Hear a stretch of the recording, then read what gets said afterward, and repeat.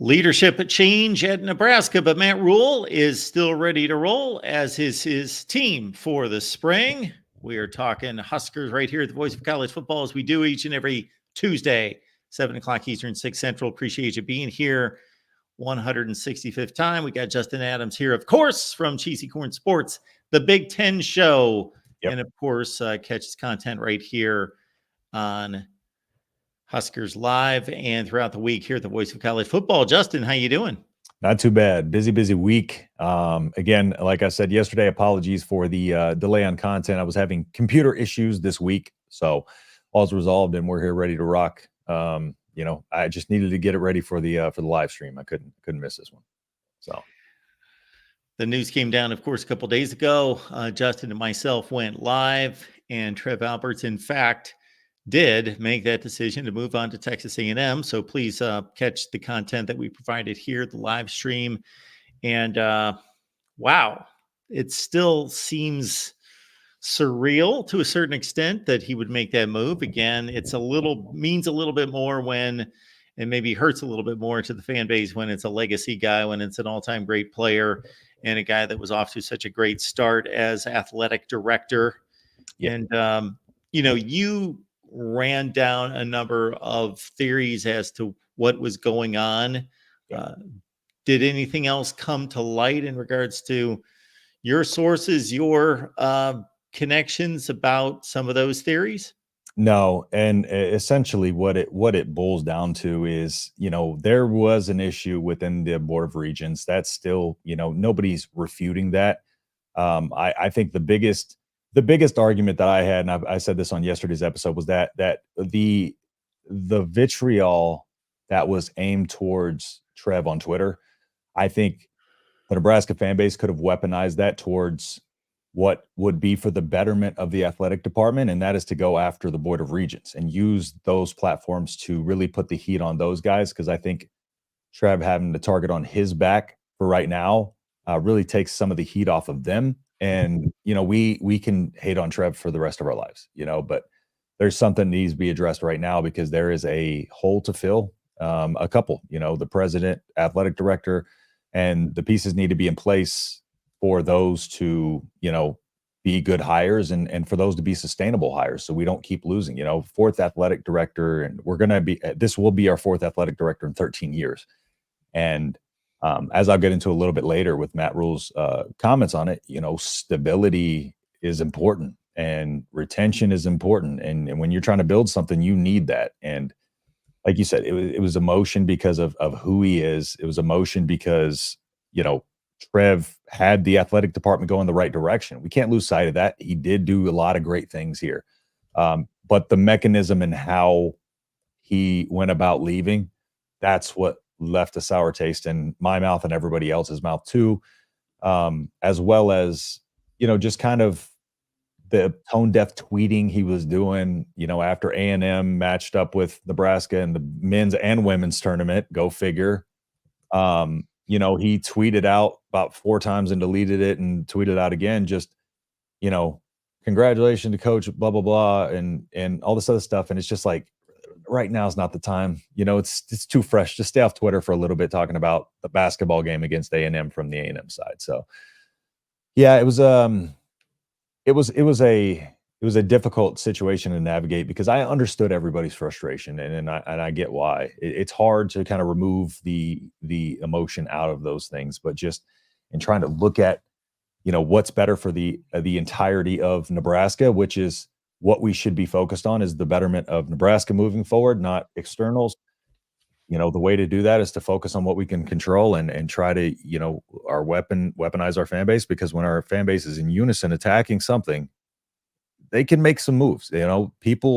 We got a huge fan base on Twitter, and, it's Rhule mentioned it a little bit later, that with the expectations here, and if you listen to outside noise and stuff like that too, just the impact that the fan base has on certain things, that change will happen. You will get run out of town if they turn on you. So, people can't take that lightly, how important that is to make sure that you air out your grievances as well with the Board of Regents, and not just on Twitter, and make sure you're calling emailing, whatever. So that, I think that was my point on just in general with Trev Alberts.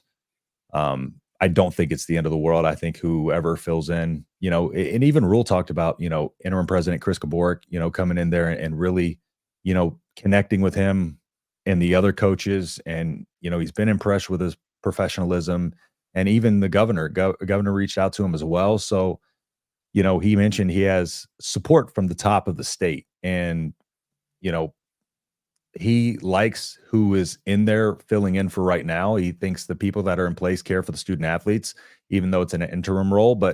He wants somebody who's, cares about the kids. So I'm not sure that he will probably have somewhat of a say, hopefully, in the next athletic director, because he did kind of hint to some things a little bit later on in his press conference yesterday about what he wants in that. So yeah, it was never a money thing. Again, the money is about the same. I don't think necessarily that, A&M's not a better situation in my opinion. I don't think A&M's athletic department, I think overall, like Nebraska's brand new facilities, I just think Nebraska's in a better overall spot right now. But yeah, I don't know. That's my stance on it. And so I don't want to beat a dead horse with it, but yeah, I'm curious your outsider perspective. Well, I was listening to all of that, but as soon as you mentioned all those missteps by Trev Alberts on Twitter, what do you think I did? I tweeted out our show, of course, but I am on the Trev Alberts X page looking for what I can look. But as you mentioned, he deleted a lot of that stuff. But man, he's probably reposted, I don't know, about 15. Texas A&M softball, baseball, basketball, everything possible here in the last 6 or 7 hours. But yeah, you would just think that would be a situation, especially with his alma mater involved. But even if that wasn't the case, it was just a dedicated fan base that you were leading. And then all of a sudden, virtually hours later, moments later, you are leading another program that is facing the previous program, your previous program that you would have been, full bore just hours earlier on their side. Yep. And they're set up in two of the highest profile events in college athletics. And it is a sensitive situation. Just lay low just for a couple days and let that go and not throw that out there. I think that would have been the best route to go. And for anyone who ever questioned whether there was more to the NCAA selections and the committee draw than just, hey, these all should be 1 seeds, those should all be 2 seeds, 3, and then however it plays out. No, they're looking for storylines, and this is one of the most obvious ones I've ever seen in my life. 100%. The fact that we were all like, oh, of course this was happened when the men's dropped, and then about an hour later when the women's dropped, we're like, there's no possible way. Like, yeah, they have a sense of humor for sure, and it's one of those things where it's like Nebraska lined up as probably should have been a 7 seed, and they are the 8 seed, so they can match up with the 9 seed A&M. So, and then it's 6 versus 11 in the women's. So yeah, they knew what they were doing. And Rhule kind of mentioned his issue with this is the fact that, the attention seems to be, and I don't know if I 100% agree with this, because he says the attention seems to be taken away. And he, in my opinion, this was a little subtle jab at Trev Alberts, because he was talking about, this became about the matchup with A&M more than it did the players. And he's like, that when you up and leave in the middle of the night, or, he made a quote about leaving in the middle of the night. And, he's like, it's just unfortunate that what the storyline of this game has gone from our players to this, because he thinks the players deserve the attention. And I still believe that the players want, I think they like this opportunity. When they showed them, when it was announced, they were smiling, laughing. They're like, okay. And then, so I think the players embrace it. And I think it's still going to be about the players. It's leading up to it. Yes, it'll be about the Trev Alberts stuff. But, when they're on the court, the people that are going to really capture the hearts of March Madness fans. It's not going to be the Texas A&M Nebraska game. It's going to be the Nebraska players, and if they can advance, it'll be about, the electricity and stuff like that of this kind of team, as opposed to, oh, they had to face A&M around one. So I think to an extent he has a point, but I think for the most part, it'll always end up being about the players. I think the fans will make sure it's about the players for the most part. Like I said, the biggest thing is in the lead up. And then right after the game, I'm sure he'll take a lot of heat for sure. But yeah, I think the players will definitely get theirs. And I think they like this opportunity. I think it sets up perfectly for them, and just going to really suck if they drop the game. But I did hear a good portion of Matt Rhule's spring opening news conference the other day. And sometimes in those situations, I think the old school way to approach it would be just to ignore that anything happened. But of course, he wasn't going to do that. And he was very, very open about that happening and giving accolades and thanks to Trev Alberts, basically saying that he enjoyed working with him during that time. But of course, you have to deal with what the situation is, and you can't live in the past. You got to move on. The sport moves way too fast, and it's all about what's forward. Yeah. And especially Rhule has been very open and transparent this whole time. It's not one of those things. He knew coming into this press conference that this was going to be something that was going to be asked about. So instead of just trying to dismiss it and be like, listen, I'm not, that's above my level. I'm just here to coach the football team. He did sit there and answer some questions that I feel like people would have normally dismissed. And he is very transparent about it, because, he even went into a little bit of what some of the things that he wants in the next athletic director could be, because he mentioned, like a guy with unbelievable urgency, because in the rapid changing college football landscape that we're in, you need to be able to adjust on the fly and adjust quickly. And so he wants people in there that can figure it out and work hard. He wants a worker in there. Trev Alberts, he said, was there at 7:30 in a suit, every morning. And he was a worker, and he was really good at figuring things out and navigating things and being ahead of the curve on certain things like the revenue distribution. And Matt Rhule mentioned he was ahead of the game on that and had a plan for that. Somebody who's mentally strong, who doesn't hear like the outside noise. That was where he was talking about the outside noise in the fan base, that it's one of those things that if you listen to the outside noise, you're destined to fail, just because Nebraska fans are so passionate, about the program and let our voices be heard. So, and somebody that's going to fight for the university. He also mentioned, about fighting for the university in certain details, like with certain things with the Big Ten Conference, just making sure that Nebraska is one of those schools that has a backbone and stands up for itself in certain aspects when it needs to. And that was also where he made the comment about someone who's not going to go quietly into the night. And so that was kind of like, I think the little he threw a little bit of good in there about Trev, but I think, it was a surprise to him, he said. And so I think that he knows that there were some issues there, because he, quote unquote, said there was no major issues. And that is within the athletic department at, his direct level.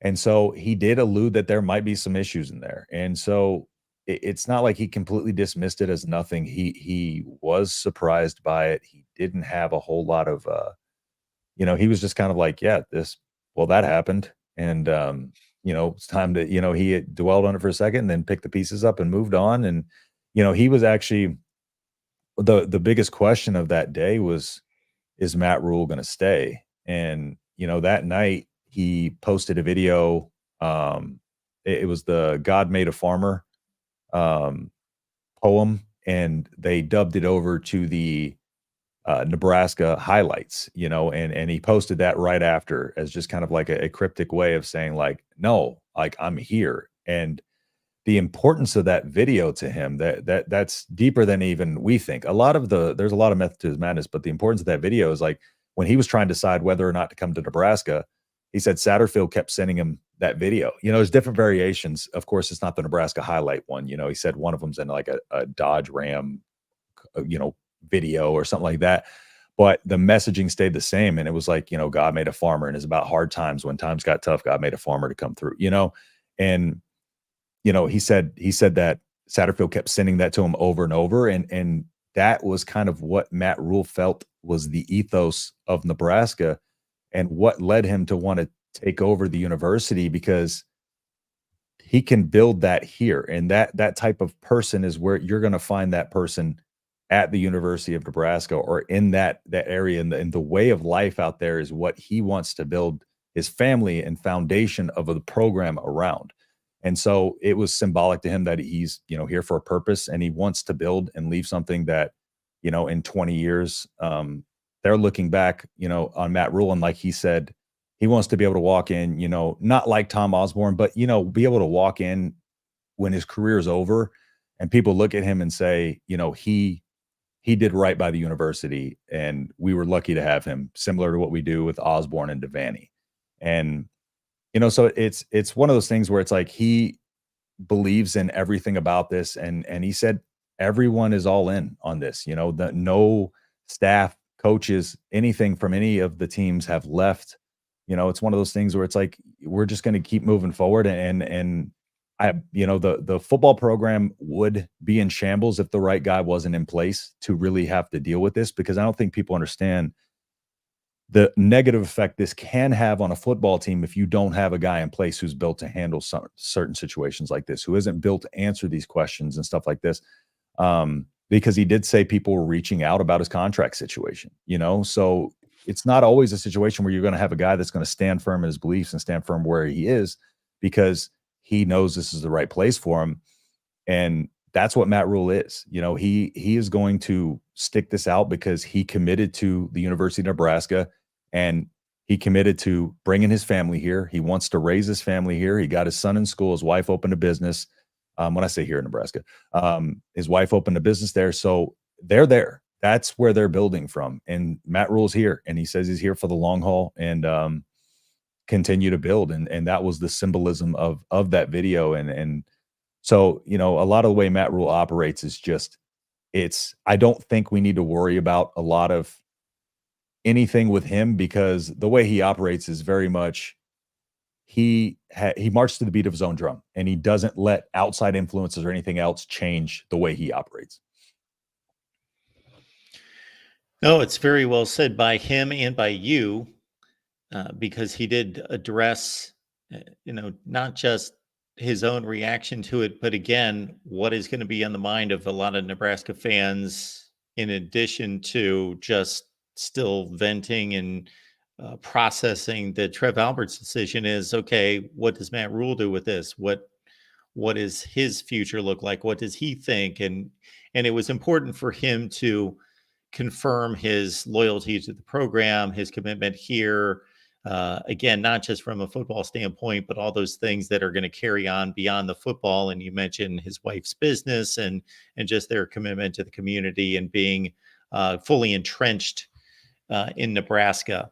Yeah. And also, what hit me was, and this is nothing new from listening to Matt Rhule, but one of his other pillars of his press conference, and I don't believe I heard all of it, but he went the competition route about how we continue to build a competitive culture here, and these guys are getting used to competing at stuff they don't even like or don't even care about, but they care about it now because everything's a competition, and we want them to be competitors in every aspect of life.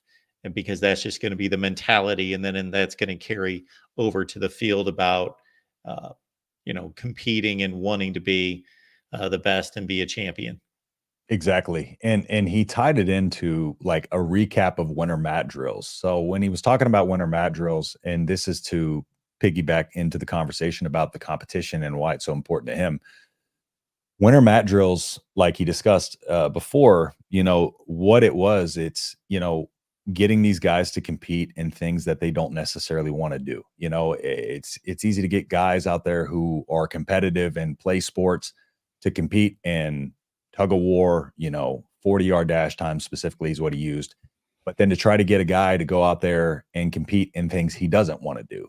And, the way he kind of said, it operated this year, because now they have some of the leadership in place player wise that he wants, and they know some of his ideals and stuff like that. So, he says he wants them to be able to work hard at things they hate. And he says the leaders kind of separated themselves. You have your Giffords and the Harburgs and the older guys, and they find a way to enjoy it. And then that will pass down to passed down to the younger guys, and the younger guys feed off of that and learn from that. And that way, when they get into spring ball, which is coming up now, that's going to be competitive in the more fun way. They're still going to be doing, because he's still a believer in, to get better at football, you got to play football. And he, there's a lot of improvements in terms of, he mentioned athleticism increase, secondary depth, running back room increase. He specifically mentioned with the athleticism stuff, because that's been a key part of his recruiting, is just recruiting on athleticism, not necessarily talent, because again, he says athleticism has a ceiling, but talent can always be developed more. And, Jeremiah Charles, for instance, took him with no offers. Matt Rhule actually saw him at a basketball game and saw him dunk, and his head was at the rim. He had no offers for football at the time, told Evan Cooper to watch. And then, they brought him on. He won the dunk contest for, that halftime show, and he's running track now. And he's going to be coming in and playing cornerback. And, he thinks little things like that will separate Nebraska now because of his development, and he can get better players than he had in previous locations. But he said the older players need to make a jump this year. This is where they're going to be expected to make that year 2 jump that we know kind of Matt Rhule teams do. He expects that from them, and then the young guys will follow. But yeah, he's just adamant that, and it's true. You don't know what these guys are like. You can see what they're like as competitors, as people, as leaders, but you still got to see him play football. So he's excited to see that. And he says it's high expectations this year. Teams are going to be ready for what Nebraska is going to do next year, and they have to be ready to counter that. And so he said, last year it was coach accountability. This year it's going to be player accountability on a lot of levels. And then last year he said it was the older players, and then a steep, kind of gap, and then the younger players. And then as time went on, the younger players kind of, helped climb their way up a little bit, but that's how it was. It's your older players that drop off than your younger players. And that's why Nebraska had such a disparity in depth last year. And, so now he says there's levels and there's competition, and competition breeds excellence. We know the old quote, iron sharpens iron. It really, pressure makes diamonds. It's one of those things where it's like I put it this way all the time. I was a cross country runner in high school, believe it or not. I played soccer and ran cross country. I also played football though. I was a DB though, because I was skinnier. But when you're running, if one thing you'll notice that is if you're running by yourself, right, you're typically going to, you can run a little bit slower at times, your pace, you're not going to be paying as much of attention to your pace. But like if you're competitive and you have somebody running with you, and that person is ahead of you, you're going to want to do your best to try to keep up with them for your own self, so it's little things like that is why competition breeds excellence. It's because having somebody better than you and having somebody you need to beat out, it brings out the best in everybody, and it makes everybody want to get better. And the players that don't want to utilize that to get better, those are the players that are going to leave. And he wants the players that are going to stay and that are all about the university and all about his model and his mindset and what he wants to bring to Nebraska, and the type of energy and attitude he wants to bring to Nebraska. And so he loves talent to put on the roster, but he's ready to see it. And then, he also prefaced it with the quarterbacks, because that's a big hot button issue.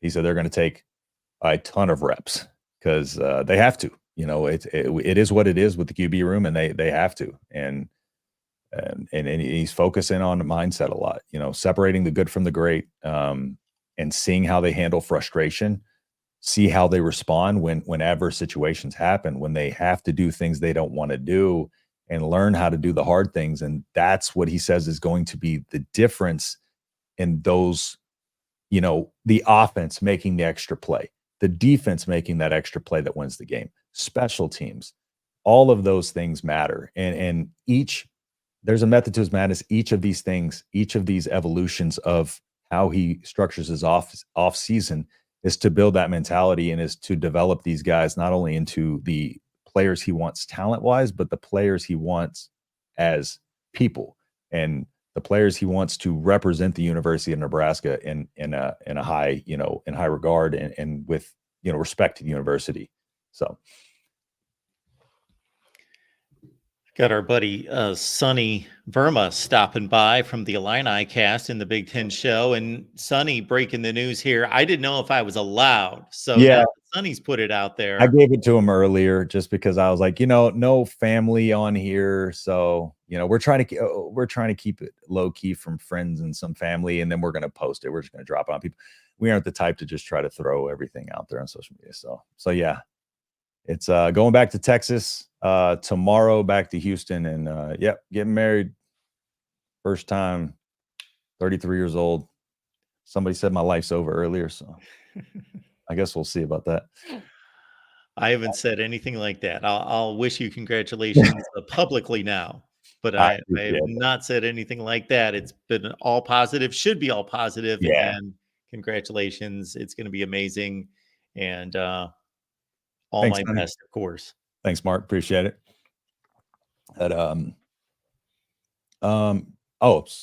I think that was it. Sorry. Sonny threw me off with the wedding. No, I saw that earlier and I was like, should we call it out? But no, I appreciate it, Sonny. And thanks to you, Mark, as well. And appreciate everybody. Never mind me. Appreciate that, man. So yeah, I'm excited. Let's take her out to the small town life. Let her, ride on the four-wheeler, see how it is in the sticks with, my hometown where I live is a population of about 800 people, and it's called Sour Lake. And real small town. There's nothing but woods around me. It's like one of those cities where you can go out in the backyard, shoot your firearm, and there's just woods and nobody's going to get hit. No houses around. So let her experience that a little bit, get a little taste of South Texas before I get back to Houston and do everything else. So very cool. Very cool. And to preface, to put out next Tuesday's episode is going to be moved just preemptively to tell people to that Friday, as we talked about, Mark. So, but we'll iron down a time and we'll update the community tab accordingly with that. So yes, we will. So next week's show will be here just a little bit late, and we will set a time most likely on that Friday of next week. Absolutely. Yep. So of course, here we are starting spring football. Yeah. And so based on what Matt Rhule had to say and your own curiosity about this team and how it's going to develop, what are your top storylines? Yeah. And one thing I will put out, Dion just dropped that question in here. The stadium renovation is halted and won't happen as originally planned. Oh, and congrats. Thank you, brother. Appreciate it. He did get a question about that as well, as far as the stadium renovations go. And kind of what he said is he's not 100% sure where that stands. He said it's too political for him to worry about. We've heard that word a lot this week. And he's just worried about the on-field production. So, they try to get some answers on that and some updates on that, but he wasn't really able to provide some. And I'm sure that won't be addressed until a new AD gets in here and starts discussing with them. So, but so with the storylines, as far as that goes, I think, of course, first and foremost, the obvious one is the quarterback situation. And, he did mention that Rhule has come in and, with fire, with tenacity and wanting to be great.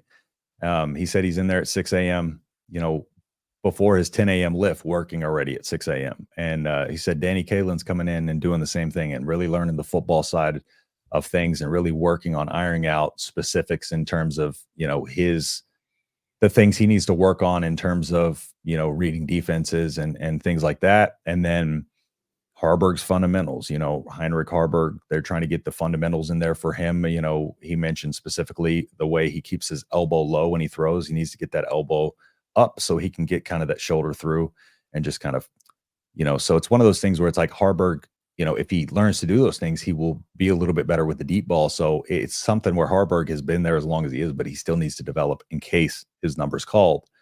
And he wants the guy who's, and in quotes, he said this, who's going to be able to step up when nothing goes right in the game. And one of the games that I felt like that happened last year was the Illinois game. And Sonny's in here and he can attest to this. But that game, nothing went right for either team. Each team made a million mistakes. Neither team wanted to win. It was like turnover after turnover, nonstop back and forth. And those type of games are where he wants the guys who are going to step up and be like, no, I'm going to attack here. He mentioned getting pissed off and attacking. And the first person that popped into my head when I thought of that is Tom Brady. We all know Tom Brady, that little, all the pictures they shared where they get a sideline clip of him on the sideline with a minute left in the game, and it's like, okay, when you see this look, Tom Brady's about to come back and win this game.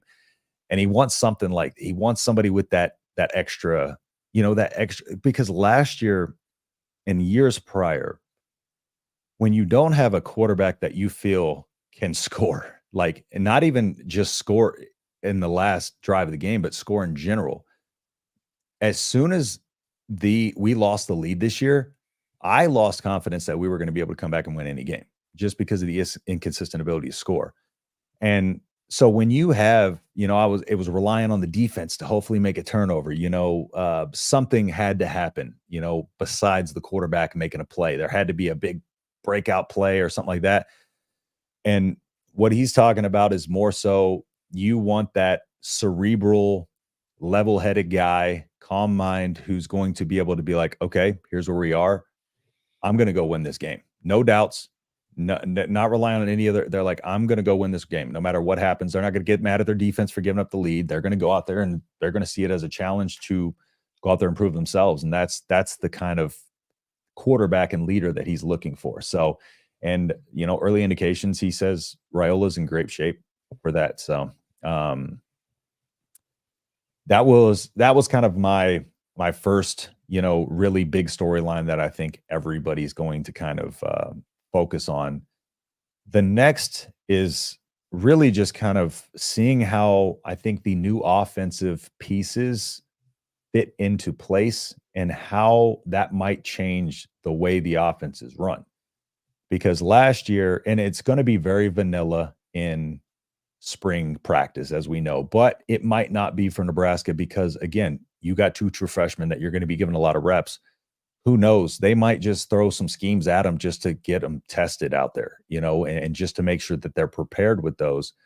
And so seeing how Satterfield's offense is going to look now that we have the ability to pass deep, we have running back depth to be able to establish, more of a run game with a deeper running back room and not risking, injury because we've lost our top two guys. And so just what this offense is going to look like, I've told people time and time again what it looked like last year, and trying to compare that into what we're going to see this coming year is just not accurate. Because if you look at his previous offenses, it's going to look different when he has the right personnel in place. He had to patchwork with what he had last year, and it didn't work. It didn't fit his offensive style, but Jamal Banks is in there now.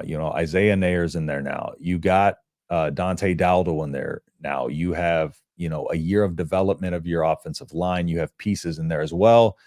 And so we finally get to see a little bit of what this offense is going to look like, as well as the positionless offense we've heard all spring or offseason about, the 49ers style of positionless offense. Now we kind of get to see, now that there's depth, we get to see some of these tight ends and see where they're going to move. Carter Nelson's going to line up in the backfield, how they're going to move the receivers around, are they going to rotate, where are they going to rotate? What are the rotations going to look like defensively too?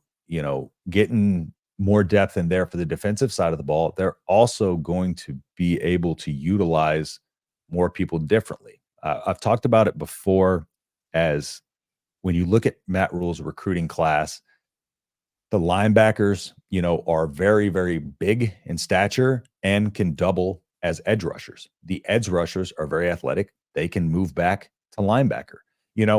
The defensive backs, safeties, they are big enough to move down to linebacker. The cornerbacks, Bly Hill, probably a little bit on the more longer, rangier side, a little bit slighter in frame.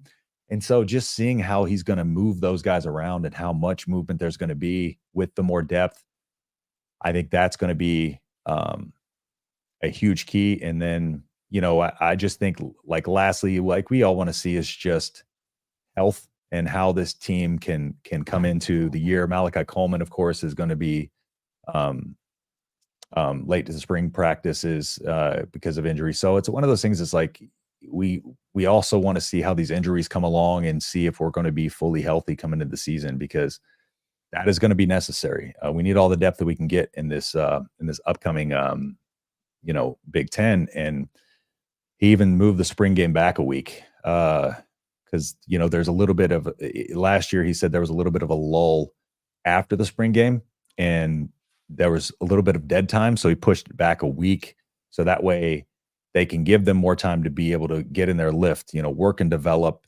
and do the small things now that will make them competitive then, and just try to maximize the amount of time that they have. So Huskers Live here, folks. Every Tuesday, 7 Eastern, 6 Central. Catch Justin here. Also catch him on the Big Ten Show with our guys, Sonny and JR, doing a bang-up job. The Big Ten Show, it's right here on YouTube. They want to talk about Kadyn Proctor real quick. I've seen a couple of those. You were just on your Iowa live stream, so I was late popping in on that. I thought it was I forgot it's till 3:30, and I hopped in right at 3:30. And so I wasn't able to see what the thoughts were on that, but So folks, I was just going to say that we had some issues on the Iowa show. Corey was on the road, so we had some connection issues, but still check it out, because Corey let me know as soon as we jumped on. He said, you may not have heard this, but it's circulating all over the place that Kadyn Proctor may be jumping back into the transfer portal. And I was like, what? And so we jumped on immediately. Corey has some very, believe me, very credible sources and connections. So he was not able to get a hold of them immediately, but we just kind of played it out as, okay, as it stands right this second, rumor, but we're going to, of course, play out the scenarios and what this could mean to the Iowa football team. So it's worth a listen, folks, over on the Iowa channel, our discussion on Kadyn Proctor. And now it became official just as we were finishing up the show, and he is in the transfer portal. So we're looking at a 5-star offensive tackle that struggled early last season, albeit in the light of winning the job at left tackle at Alabama. So, and of course, earned the job and kept the job throughout a playoff run. Yeah. So we're talking about a big time talent who was far and away graded along with, I'm trying to think of the Washington tackle, but anyway, that signed at Washington at the same class, but as the top tackles in that class. And this is a guy that just projects straight across the board as, just a super talented guy that should hold down that position, but he's out there. Yeah. Like you said, he got better as the season went along. And if you look at some of his PFF numbers, like he was best in some of the bigger games and some of the more difficult opponents. Yeah, that's a word. Opponents. So yeah, very, very good player. That's a huge blow to them, because that was their, outside of the Tim Lester, that was their big offseason move. But Iowa is what they are. They'll probably be okay. They'll have probably a 4-star lineman to fill in there. I get it. It's good to have that bookend offensive tackle that'll drive people back. But, I know Husker Nation doesn't like to see this, but trying to be unbiased, I think they'll be okay. It hurts though. I got to think that they're bringing it up because they want to know what Nebraska's chances are of landing Kadyn Proctor. Well, that I'm not even going to begin. But one of the things that you must know about our fan base is like anybody who enters the portal, like we're like he's coming here, and so and if is there any connections to him, but I don't know. It just happened like right, like literally like before we came on, so I don't know what indications are there that he would want to come to Nebraska, but I don't know. I think he might be going maybe back to Alabama or something. I don't know if Alabama stayed in the mix with him and trying to get him back over there, but I don't think it'll be Nebraska for sure. So we'll see though. Time will tell. We're in a new era with NIL and the transfer portal being what it is. But this is the second player that I recall. The first one being, ironically, here on the Nebraska show would be Eric Gilbert, who left the team at the end of the season, went to another school, that being Florida, Yep. didn't stay there to play football, but was officially a Florida football player for a few weeks, a month, whatever it was. Then he went to Georgia. And so here's the second occurrence that I can think of. I'm sure there are others of a player who has transferred to a school but didn't stay there long enough to play football. And Yeah. this is now getting to an area that I'm a bit uncomfortable with and don't like to see, whether it's with all good intent by him or not. I don't like to see the fan bases played with in this way. Yeah, exactly. And it's, reminds you of Bill O'Brien's tenure at Ohio State. He just kind of had time to get the t-shirts and was gone. So yeah, I agree with you. This is starting to get to the point where, and I think, we're going to see an increase of this, of course, like you mentioned. And so it does start to be one of those things because commitments are already so hard to trust because, nowadays, like back in the day, like I felt like I say back in the day as if I'm like super old, but back in my day, it was a little bit more set in stone. Like you could follow recruiting and be like, okay, like I feel like, this guy put on our hat, if it's a year out, that we still think this guy is going to come here. And nowadays you have guys that will commit and then a few days later change their mind. And you also have guys that utilize Twitter. And I will say this, I do think these guys base their top fives and their top tens sometimes, if they have it down to two schools in their head, I do think they use some of the bigger schools and their top fives and top tens to get more engagements. I would not, I mean, they are a brand, and it would make sense that if they have a school already set in their mind, but they just want to put off the announcement, they put those bigger names in the top five, and those are people going to comment and be like, come here, come here, come here. And it is getting more so where fans are being utilized to an extent for the betterment of their brand and stuff like that, which is okay to an extent. But if you start just doing stuff for the sake of engagement, you'll end up like the modern day sports media.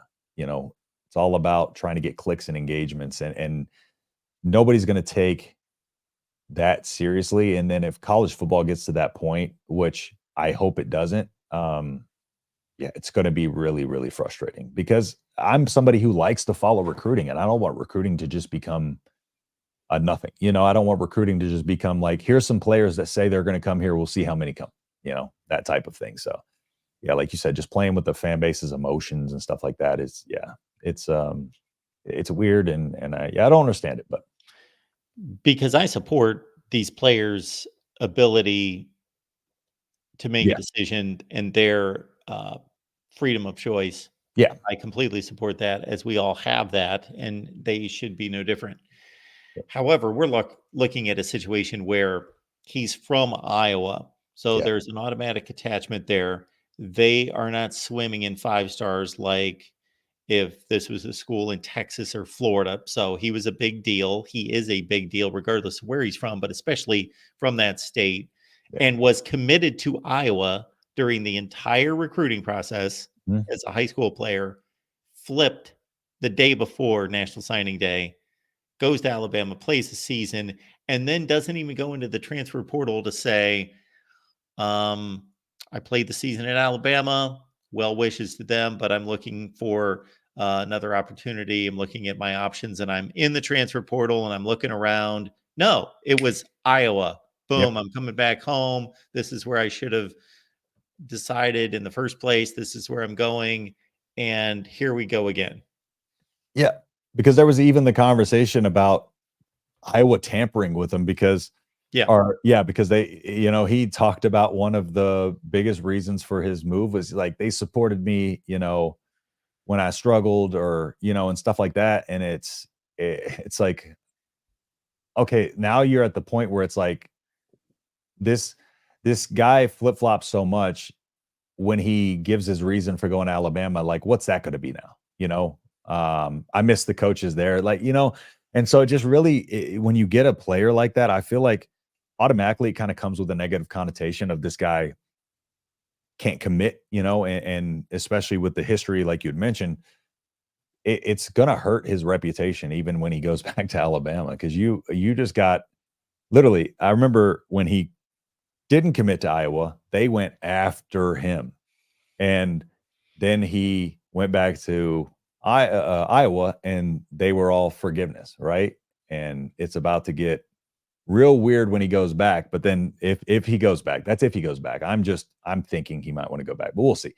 But how that reception will be over there, it's just kind of like they hurt themselves by just not like taking the extra time to think these things through fully. It's just a lot of impulse these days because I think players want to make announcements and players want to, they want to be, they want some attention on them again because it's money for them, which I'm cool with, so it's we'll see how it plays out and see where he ends up. And that's where I differ this situation versus what you brought up with Bill O'Brien. Bill O'Brien didn't take the Ohio State job with the Boston College job open. Yeah. He didn't take it thinking, okay, well, this is how this strikes me today, that I would rather be the Ohio State offensive coordinator than the Boston College head coach, but that job's open. Okay, now I'll go interview, and now I'm going to sign with them because I've changed my mind. Gotcha. Yeah. And Jose saying he's already enrolled at Alabama for the fall and he was partying, going to vacation with his Alabama teammates. The one thing about enrolled at the fall, I'm curious to know where that information came from, because a lot of times Nebraska fans will use the student directory to see if players are transferring in advance or stuff like that. But I think they add certain people to that when they bring them even on campus and stuff like that, because they won't have a picture or anything like that. There's some reason why they add them in there. I don't know if it's to check academic standards or what, but that's how some of these names end up on these lists and stuff like that. So maybe Kadyn Proctor's name, I don't know if it never got removed. It could be one of those things, though. We'll see for sure, but I do think that's the case. He will go back to Alabama. Yeah. No loyalty nowadays whatsoever. Yeah. And that was another thing that I thought was impressive about Matt Rhule, retaining 77% of the roster. Because this is going to, we put a lot of focus on recruiting, but this is going to come down to who can have the most retention, because you can't have development unless you have retention. So otherwise you're going to have a bunch of 1-year guys going there and you're never going to have stability unless you're one of these schools that consistently just recruits 5 stars. You're not going to have stability. You can't just keep funneling players out and in and out and be able to form a cohesive team of players that have each other's back and are close. And, you just can't build a winning culture like that. And so hopefully, some of these coaches will start to work on retention and they'll find ways to retain these players so this doesn't get out of control. Completely. As we broaden our scope out to the Big Ten with spring practice starting in a number of locations here in the last few weeks, or starting just here in the next few days, you bring up Iowa in particular. They start actually on Wednesday with their first spring practice. What comes to mind for me, Justin, is more so than in the past, because of the transfer portal, more quarterbacking changes across the conference and across college football than ever before, because there was always the graduation factor, but now with the transfer factor, last year, I believe, yes, every school in the Big Ten Western Division had a transfer quarterback except Minnesota starting last season. And that was a mistake. Now, Minnesota's quarterback is transferred to Rutgers. Nebraska's got a transfer quarterback. Ohio State. Michigan's got a new quarterback. Michigan's going to have a new quarterback. He's going to be a current quarterback, but Yeah, we'll Alex, see. well, potentially, oh my gosh, what's his name? The top 166 quarterback. I forget his name. Jaden Davis. Jaden Davis. Sorry, yeah. So I believe, like, there could be a competition between Jaden Davis and Alex Orji, from what I've heard. But I think it's Alex Orji. Yeah, I think it Orji's. could extend past that even. I think they've got 4 or 5 guys in play. Denegal, Tuttle. Orji, Tuttle, the old man in his 7th year, and Jaden Davis. Yeah. Maryland, no Talia Tagovailoa. Billy Edwards, their backup, most likely is going to win the job. So anyway, without going through every quarterback situation, that's one thing, obviously, to keep in mind is that there are quarterback battles all across the conference, or in the situation with Ohio State, more or less, they pretty much know who their quarterback is going to be. And so it's just about him acclimating himself. And Dylan Gabriel, we can't forget about our friends on the West Coast, of course, as Big Ten members. Dylan Gabriel to Oregon, Miller Moss taking the place of future number 1 pick Caleb Williams at USC, UCLA. And Washington without Michael Penix, now with Will Rogers in from Mississippi State. So all 4 schools incoming from the Pac-12 with different quarterbacks. So that's just going to be an every year theme all over the place within the conference. Not necessarily a spring storyline, but we'll kind of put it on the back burner as we head into August camp, is going to be, for me, maybe the most interesting aspect of this season is simply who has the upper hand with the new Pac-12 teams taking on the existing old school Big Ten teams.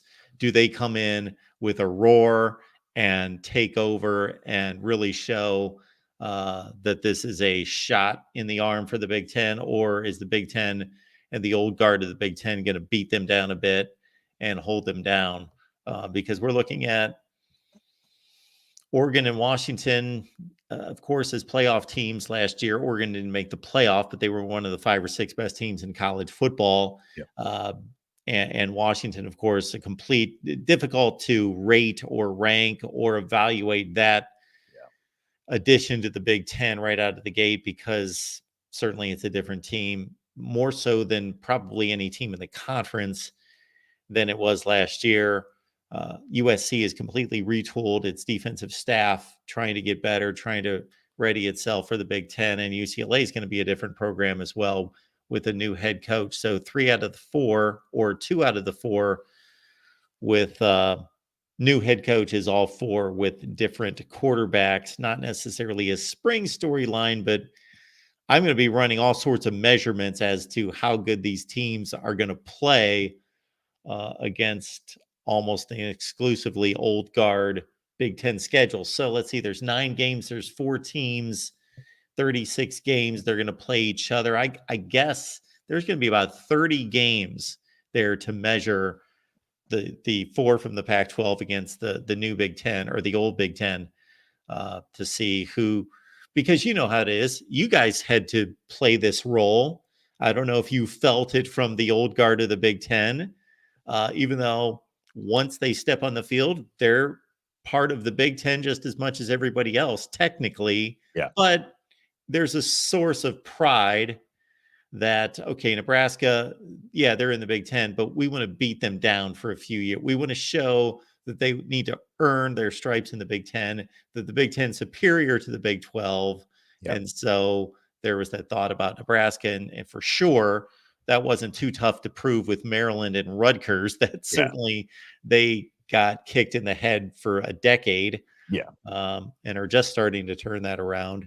But that's I don't know how you feel or the chat feels about kind of kicking around these new members of the Big Ten. But I think that's what a lot of people, that's how they feel. We did a spring storyline, top 5 spring storylines, and I had what adjustments will Pac-12 teams make stylistically, if any, because some of the stuff we're hearing is well, from other teams reporters that they feel like the Pac-12 style could come in and be successful, and maybe it'll be a little bit more adjustment for the Big Ten. But I don't think so. I think that's crazy talk. But will some of those teams be hesitant to make big changes? Will they try to come in and implement that system? And then which teams are going to be smart and try to balance that? Maybe put a mixture of what they know in there and just add some new wrinkles that won't set them back too much or hurt them too much with personnel. Like I think your Oregon's will be doing that. I think Oregon's the type of team that's built to beat anybody with the way they run their offense and everything. And I think that's the model that some of these teams need to go with, is just trying to be balanced, because that's what a lot of Big Ten is. We talk about running the ball a lot, but it's just really balanced because everything's passing nowadays. It's the Big Ten runs the ball more because it's a pass happy NFL. It's pass happy college by the nature of the beast, because these players want to get to the NFL. So balance is key. And I want to see just how these teams balance, their offenses. Even like Chip Kelly, I want to see how Chip Kelly, what he does with that offense, because he talked about, it's a collaborative effort and it's not his offense, it's Ohio State's offense. But how much of that is true? Chip Kelly I still think he's going to implement his stuff in there and stuff like that. And usually when you have multiple heads in the offense, sometimes that comes to a butting of heads and they're like, okay, we just need one guy calling the plays, that type of deal. So I'm curious to see how Chip Kelly does too, as far as offenses go, along with those other teams, because the running back room they have there now, I feel like Ohio State could just run the hell out of the ball, and then just seeing how Will Howard fits in that offense too. It's that's one that I'm really curious to see. Folks, we've got our Buckeye show. It's coming your way Wednesday at 10 a.m. Eastern time, so a little bit early this week because of some schedule conflicts. So 10 a.m. Eastern on Wednesday on the Ohio State channel. And so speaking of which, Ohio State loses its running backs coach, Tony Alford, to Michigan. And so it's my understanding in regards to what you just brought up with Chip Kelly, is that Chip Kelly's going to have a lot of autonomy and say over not just play calling, but they really sold it as, hey, this is your offense, meaning if something like this does happen, which it was not anticipated necessarily, although at the same time, a lot of people around Columbus think, well, everybody got sizable raises on both sides of the football except for Tony Alford, so they didn't mind him leaving.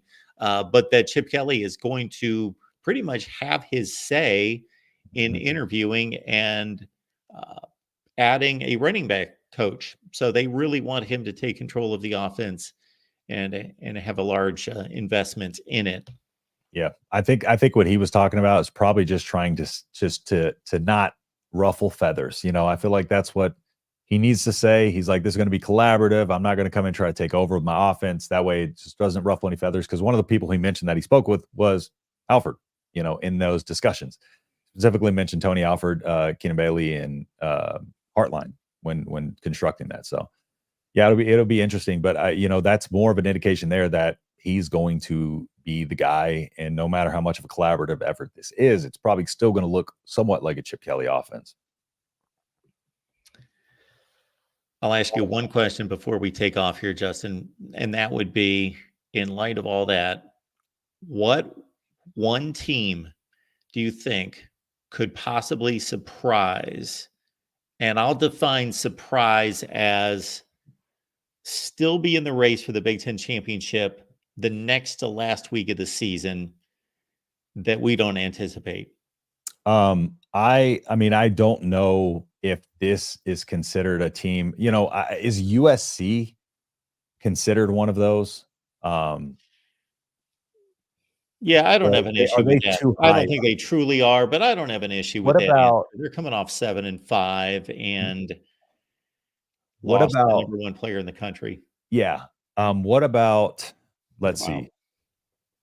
What about what? Mark Rogers, Nebraska. Oh, you want me to just throw Nebraska in there? I was trying to be unbiased. All right, Nebraska. I mean, I was I would have 100% said them at the start, but I think Nebraska will be in it mainly not only because of the improvements, but the schedule. The schedule lines up great. So that's very much a distinct possibility based on that alone and the year-over-year climb. But I do think there's a couple teams that are probably going to be in that conversation of the playoff that we don't expect. Penn State is probably going to be, in the back door of the playoffs. USC, I think there's going to be a couple teams that enter into that conversation. I know that they're over their scholarship limit, and that's the main reason that I'm hearing on our Iowa show that Iowa would not go after a transfer quarterback. But I got to say that if I'm them, I would do everything possible to maneuver that roster. They've got a great defense. Again, I know that they've lost. Of course, everybody does, but they should have arguably the best defense in the conference. Yeah. They've got tight ends. They got running backs. They got issues. And I would be in the transfer portal for a quarterback and like 2 wide receivers for sure.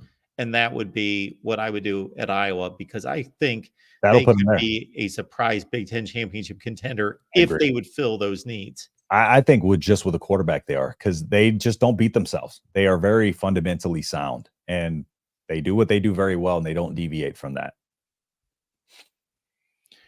Folks, the Amazon link in the description section is something that you can use to help us build and grow the channel. That does not cost you a penny. It's the one way you can financially contribute here to the channel without spending a penny of your own, and it's completely transparent. So again, the Amazon link in the description section of the video. Join Justin on the Big Ten show. And of course, we're sending Justin off to a new life of sorts. And so Justin's going to come back as a new man. Oh yeah, I guess that's how it works. I will come back as a new man because I get a little bit of a week vacation, much needed. But yeah, I'll come back in great spirits. I promise. It's a good thing. So yeah, it was just funny how it came together so quick. But yeah, I'm ready. Well, Justin, we hated to put you on the spot there, but once Sonny gave the go ahead, then I was right in on that. He asked me earlier. I told him he was good. I was like, all right, go ahead, drop it. So I appreciate it. And thanks everybody for the congratulations. All right, Justin. Great to see you. Enjoy. Forget about us. Forget about anything here. We will be fine without you. And more importantly than that, you will be fine without us. So just go have a good time. Enjoy yourself. Congratulations. That's awesome.